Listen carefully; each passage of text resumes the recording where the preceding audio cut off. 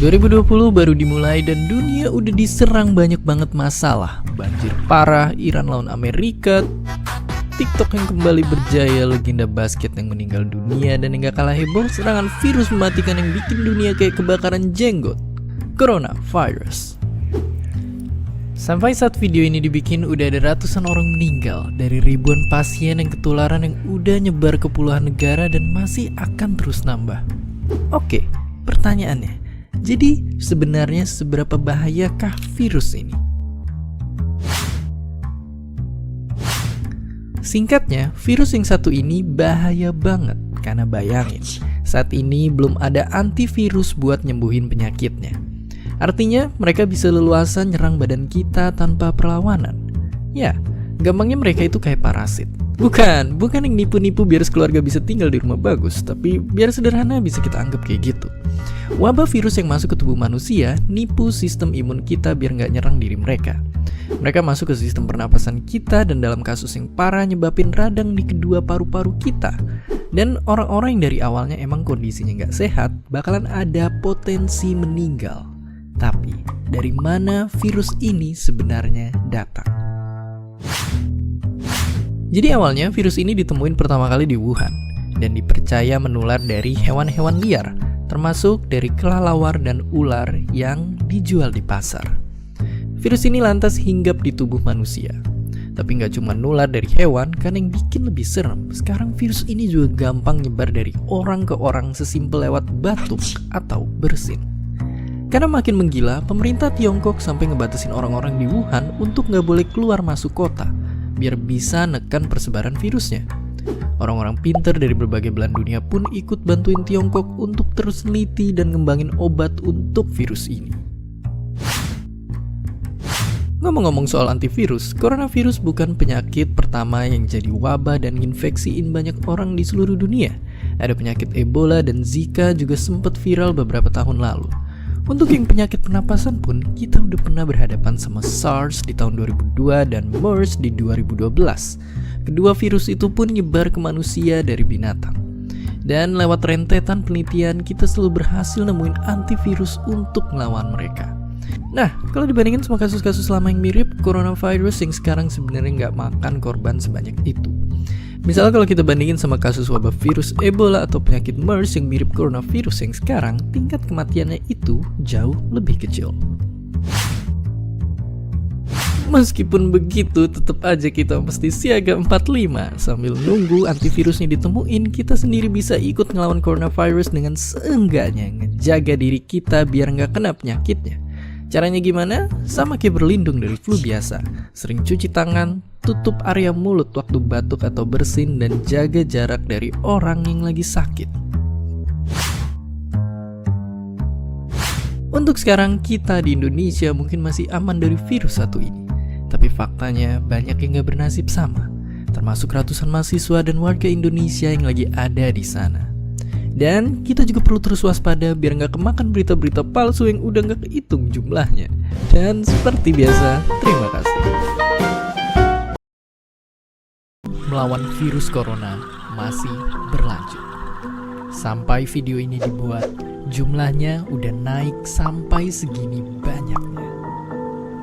Dan yang lebih menyeramkan, ini masih bisa banget naik berkali-kali lipat kalau kita nggak bergerak sekarang juga. Jadi yang menjadi pertanyaan besar adalah, akan secepat apakah penyebaran virus corona di Indonesia? Kita mesti tanggap. Gubernur Jakarta udah ngelakuin simulasi yang nunjukin bahwa kalau kita nggak bertindak dalam 2 minggu ke depan akan ada 6.000 kasus hanya di Jakarta sendiri. Bayangkan itu baru Jakarta, belum se-Indonesia.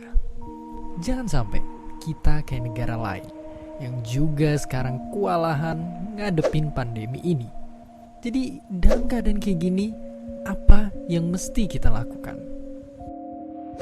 Jawaban singkatnya yang paling mudah adalah jaga jarak sosial atau social distancing. Ya, Karena data nunjukin dengan ngelakuin jaga jarak dan diam di rumah, penularannya kita lihat bisa turun sangat drastis. Jadi, buat kalian yang punya gejala flu, penting banget untuk ngebatasin aktivitas dan nggak keluar rumah biar nggak nularin orang lain. Tapi nggak cuma buat kalian yang sakit, kalian yang sehat pun perlu banget ngebatasin segala aktivitas di luar sekarang juga. Oke, mungkin itu semua kita udah tahu. Tapi pertanyaannya, kenapa ini sebegitu pentingnya dan efektif?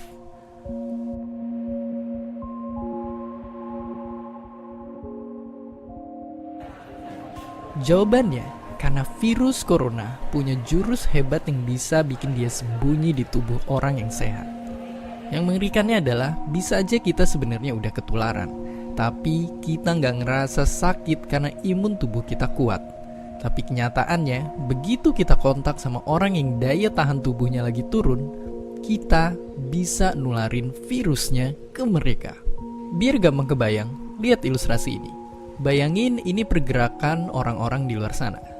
Coba untuk sementara kita bayangin kalau virus corona ini tiap kena orang baru akan langsung nular. Ya, terlihat mengerikan. Tapi meskipun begitu, kabar baiknya kalau kita udah sembuh dari suatu virus, kita jadi lebih kebal dari mereka. Jadi kemungkinannya ketularan lagi itu sebenarnya kecil banget. Tapi yang mesti kita waspadain kalau kita nggak ngebatesin aktivitas dan kontak fisik, dalam waktu cepet banget bakalan ada banyak orang yang langsung tertular.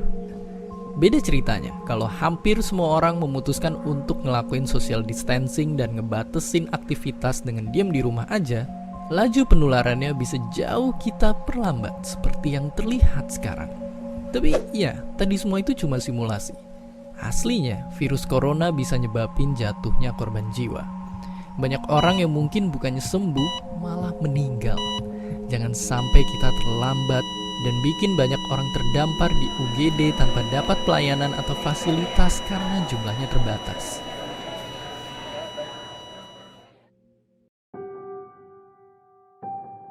Dan ya, mungkin sekarang kita makin ngerti kalau virus satu ini emang sangat gampang menular.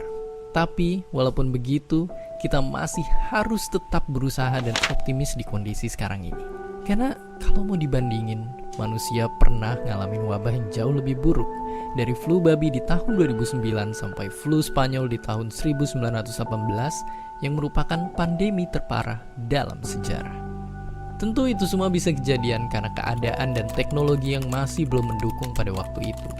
Tapi dengan teknologi kesehatan modern yang kita milikin, kerjasama antara negara yang makin erat, serta dengan bantuan para pahlawan-pahlawan kita ini, semoga kita semua bisa segera keluar dari pandemi ini.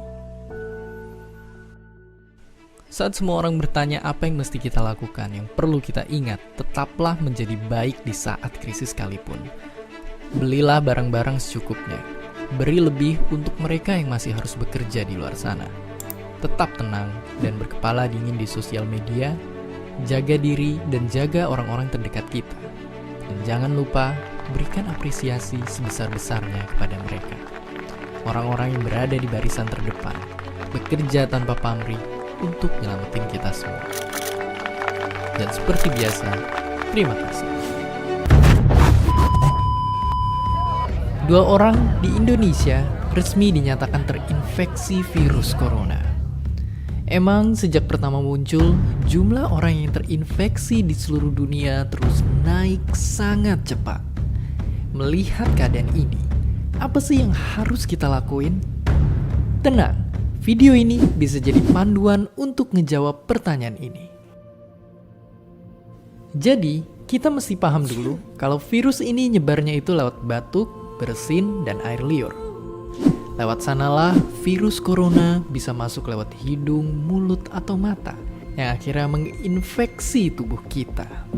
Tapi yang mesti diwaspadai, batuk dan bersin orang yang terinfeksi virus ini bisa nempel di meja, kursi, atau benda-benda lainnya. Sampai beberapa hari ke depan, siapapun yang megang bakal bisa ketularan. Makanya sekarang catat ini, cara penting untuk mencegah penyebaran virus corona. Buat yang masih sehat, jangan pegang muka. Sering cuci tangan pakai sabun, dan jaga jarak sama orang yang batuk dan bersin. Lalu, kalau kalian mulai ngerasa sakit, buanglah tisu ke tempat sampah tiap habis batuk atau bersin, cuci tangan setelahnya, lalu pakai masker dan rutinlah menggantinya. Terakhir, jangan tunggu parah untuk periksain sakitnya ke dokter. Ya, meskipun sederhana, semua langkah ini sebenarnya udah cukup untuk melindungi diri kita dari virus ini. Yang susah adalah mastiin diri kita dan orang sekitar kita untuk melakukannya. Intinya, jaga terus kesehatan. Ikutin terus perkembangan informasinya dari sumber-sumber terpercaya. Biar makin banyak orang tahu gimana cara ngentiin wabah virus corona, sebarin video ini. Bukan ngebagiin info-info yang mungkin belum jelas kebenarannya. Jangan panik dan tetaplah waspada.